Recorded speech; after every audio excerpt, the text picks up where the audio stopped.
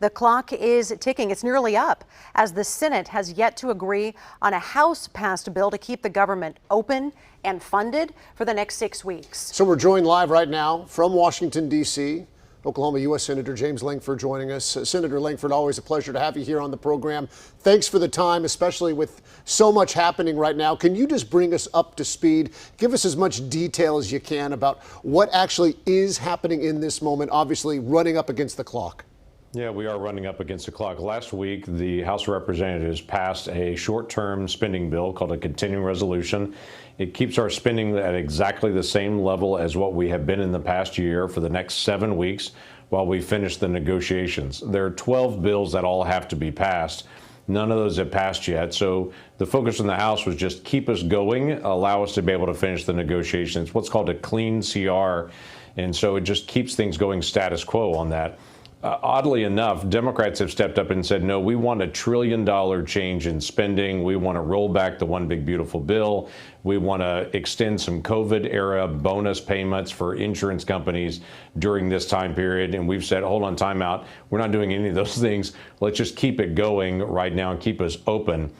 During the Biden administration, there were 13 times that this same thing happened. We got to the end of a negotiation, just had to extend for a few more weeks to finish negotiation. Was never an issue. It's always been a bipartisan agreement just to keep it going, to keep from having a shutdown. But suddenly this time, my Democratic colleagues, I think, feel like they need to show their fight against President Trump. And so they're looking to be able to shut the government down, to ask for things they know are just not rational, just to be able to maintain the negotiations. So we've got 2 more votes that'll happen in the next hour, it looks like, that we're hoping we can finally get to an agreement on this to be able to keep things open. But if not, at midnight tonight, there'll be some federal workers, including many in Oklahoma City, that will be furloughed tonight. You talked about it getting more political than really just focused on the budget and continuing this. I saw the video, I'm sure you did, that President Donald Trump posted.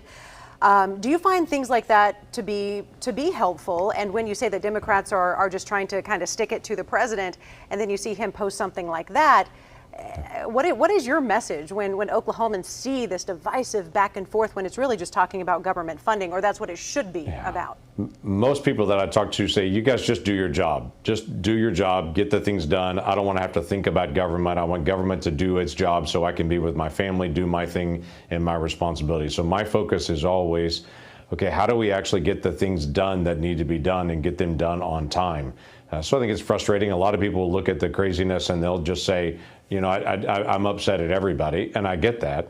The challenge that we have, though, we still have to get the work done on it, because there are a lot of people that are federal workers and their families that they're counting on that they still get a paycheck for the work that they've already done, or to be able to continue to be able to do the work that they're actually serving their neighbors.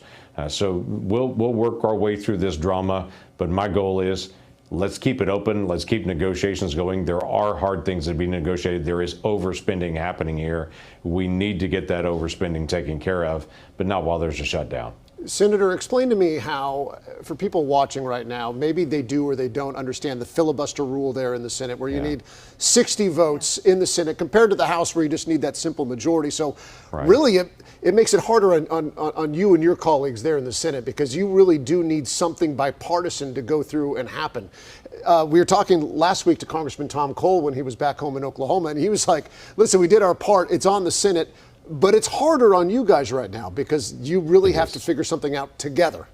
It is. Actually, it's tougher in the Senate, but it's a good thing. Actually, it's very American. We have to have 60 votes at any point to be able to move just about everything in the Senate, including a budget bill like this. That means grown-ups have got to talk to each other, have hard conversations. I know we disagree on things, but we're Americans. We disagree on things. Okay, let's sit down, talk to each other like adults, work out the differences, and then to be able to get things passed.